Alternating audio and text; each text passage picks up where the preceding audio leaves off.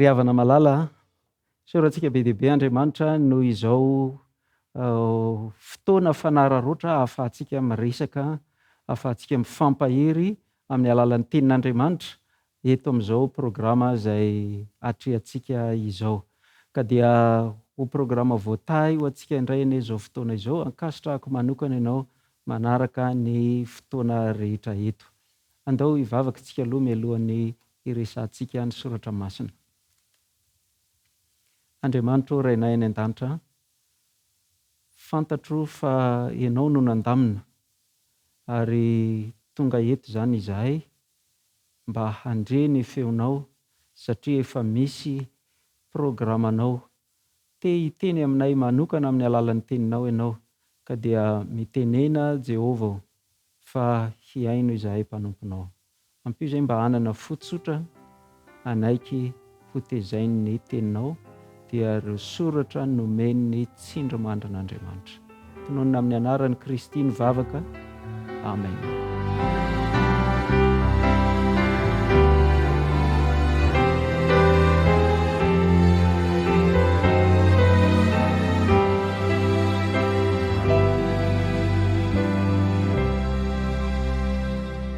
Ry havana malala, izao novakitsika ao amin'ny mpitoroteny toko 5 dia ny andininy 10. Mpitoroteny toko 5 ny andininy 10. Zay rehetra azon'ny tananao atao dia ataovy amin'ny herinao, fa tsy misy asa na hevitra na fahalalana na fahendrena any amin'ny fiainatsita izay alehanao. Hevitra maro be no ao anatin'izany andinin'izany ary hoezahantsika ato anatin'ny andro vitsivitsy handray hevitra isaky ny fizarana isan'andro isika. Inoko fa rehefa any an-danitra isika mbola hitohy hianatra ny lesona avy amin'izany andinin'izany. Fa ny androany aloha izany ny fizarana voalohany dia ilay manao hoe zay rehetra azon'ny tananao atao. Fantatritsika tsara ny tantaran'i Adama sy Eva tany amin'ny Sahedena, tao anatin'ilay paradisa tsisy fahotana, feno hatsarana nomen'Andriamanitra. Dia izao no nolazain'Andriamanitra tamin'izy ireo hoe ny zavatra rehetra dia ianareo no manjaka aminy.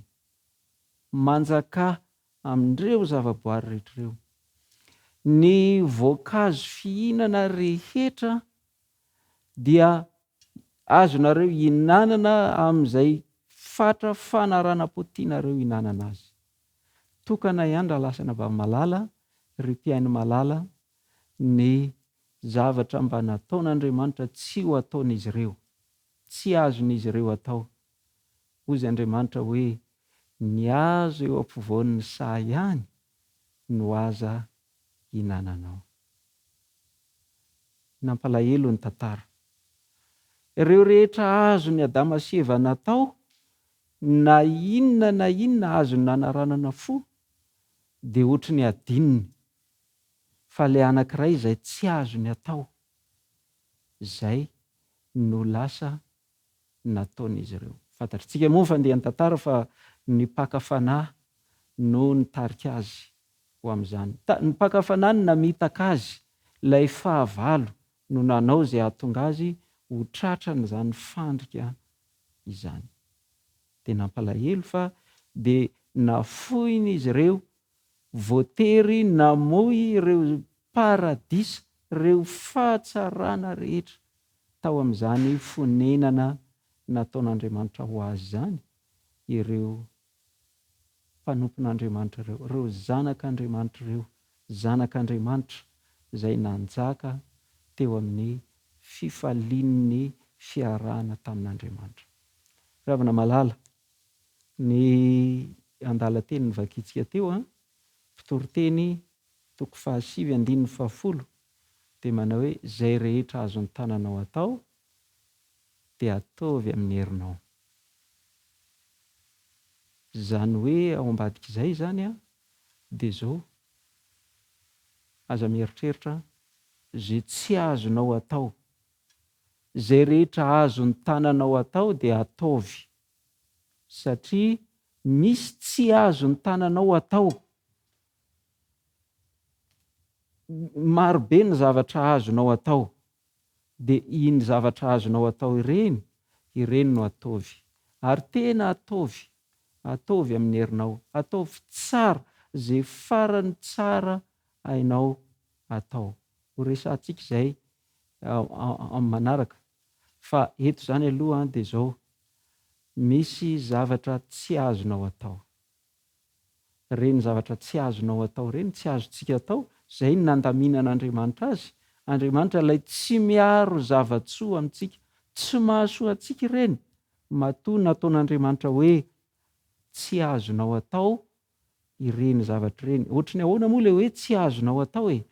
Ilay tsy azonao atao nge dia tsotra e. Tsy afaka manao an'izany ianao noho ny toe-javatra misy. Zay zao endrika anankiray izay ilazan'Andriamanitra amintsika fa tsy azoko atao ny zavatra anankiray.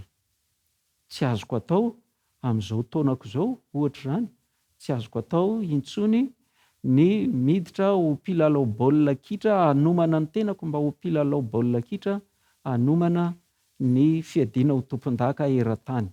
Efa tsy azoko atao izany.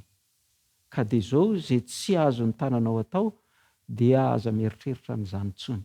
Ireo azonao atao be dia be, marobe, apetrak'Andriamanitra eo anoloanao, eo amin'ny fiainana, dia izay no ataonao. Ilay tsy azonao atao ihany koa dia misy ireo zavatra izay efa nandraran'Andriamanitra, mivantana mahitsy mihitsy tenenin'Andriamanitra. Itsika dia nomen'Andriamanitra ny fitsipika lay didy folo, izay fefy balizy milaza amintsika ny lalana izay tokony alehantsika sy ireo izay tsy tokony alehantsika. Eny fa na dia ny fisainantsika aza dia voafehy ao anatin'ireo. Tsy hoe Andriamanitra te haneritery ny fiainantsika na te hampijaly antsika, tsy izany mihitsy, fa Andriamanitra te hitari-dalana antsika amin'ny lalana tena izy, mba tsy hahatonga antsika ho lasa any amin'ny antsana, any amin'ny lavaka, any amin'ny fandrika ataon'ilay fahavalo. Indray mandeha niresaka tamin'ny anabavy anankiray, dia zao ny fanambarana nataony anabavy io hoe tena tsy azoko mihitsy fa maninona Andriamanitra no nanao an'izany. Efa fantatr'Andriamanitra izao fa raha manao safidy ratsy Adama sy Eva dia potika, fahafatesana no miandry azy, afoiny hatreo ny paradisa. Dia maninona ary mbola napetraka teo ihany ilay foto-kazo anankiray, dia nirarana hoe io apetrako eo fa tsy azonao atao ny manao an'io. Izay moa izany ny fanontaniana nataon'ity ranabavy ity. Raha ny tena marina ry havana malala dia Andriamanitra efa mametraka ho an'ny tsirairay avy ny fahafahana misafidy, ary tombontsoa lehibe ho an'ny tsirairay avy ny mampiasa ny safidiny mba hankatoa an'Andriamanitra. Andriamanitra mantsy dia maniry mba ho tiavintsika vokatry ny safidintsika, fa tsy hoe nankatoavina no tiavina Andriamanitra satria tsy afa-manoatra. Tsy izany ny programan'Andriamanitra ho antsika. Tsy hoe ka tsisy safidy ary fa tsy maintsy mankatoa azy, tsy maintsy ho tia azy. Tsy tian'Andriamanitra tsika raha mba mitia azy amin'ny fontsika. Fa zao efa napetrak'Andriamanitra kosa hoe ireto ny zavatra azonao atao, ireto ny zavatra tsy azonao atao. Ka zao no izy ry havana malala, aza lany fotoana manetsetrany amin'ny zavatra izay efa tsy azonao atao, fa efa be dia be ny zavatra nataon'Andriamanitra ho azonao atao. Aza misisika amin'izay zavatra efa mahafaty, ohatra ny Adama sy Eva efa notenenina ho faty ianareo raha manao an'io. Ka dia izao hitahinao anie Andriamanitra, hitahintsika rehetra anie Andriamanitra mba samy ho endry isika, tsy hisisika any amin'ny zavatra izay efa mahafaty, fa ny zavatra mahavelona be dia be ary mitondra soa sy ny fiainana avy amin'Andriamanitra nataony eo anoloanao, dia efa maro isan-karazany.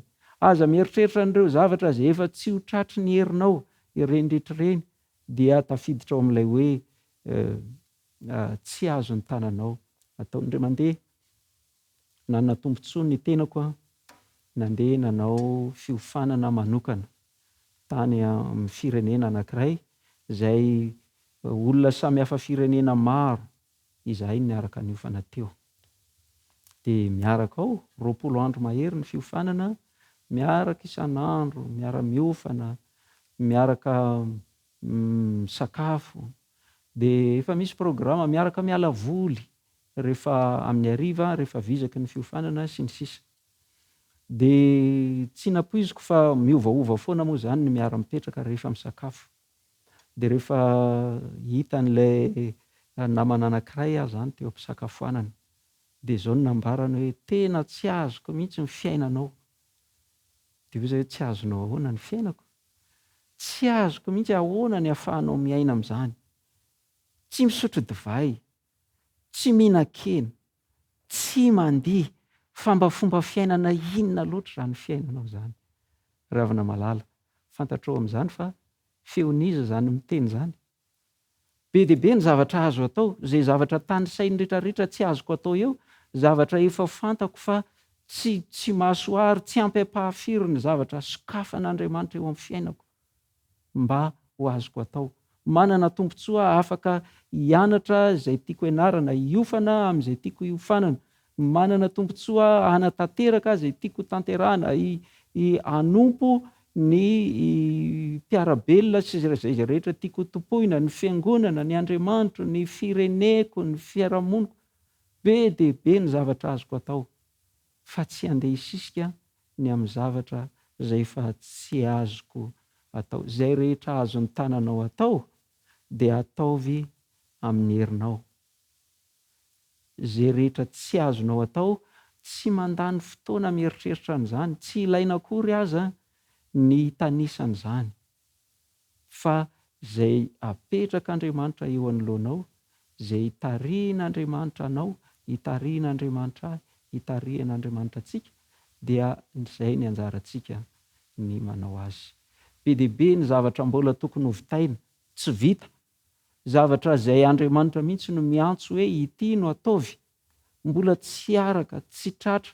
Jesosy dia nanao fiakana mihitsy hoe zay anaraka ahy dia ny asa ataoko no ataony koa, ary hanao lehibe mihoatra noho izany azy izy. Mbola mihoatra noho ny zavatra zay nataon'i Jesosy ny tokony ho vitaitsika.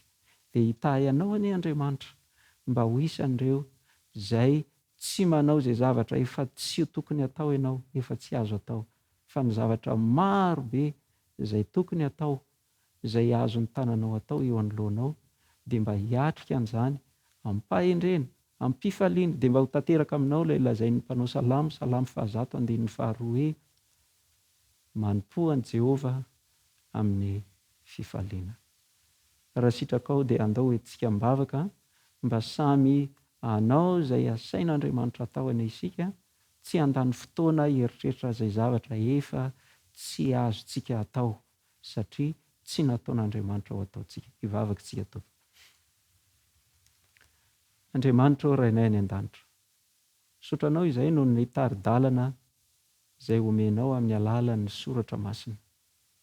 Ka dia tsy ilaina intsony ny hanombantombana zay hoe inona ny tokony hitondranay ny andronay sisa eto amin'ny fiainana ity, fa dia efa nomenao anay tari-dalana mazava ny amin'ireo zavatra zay azonay atao, ka dia tokony ho ataonay amin'ny fahafenoany.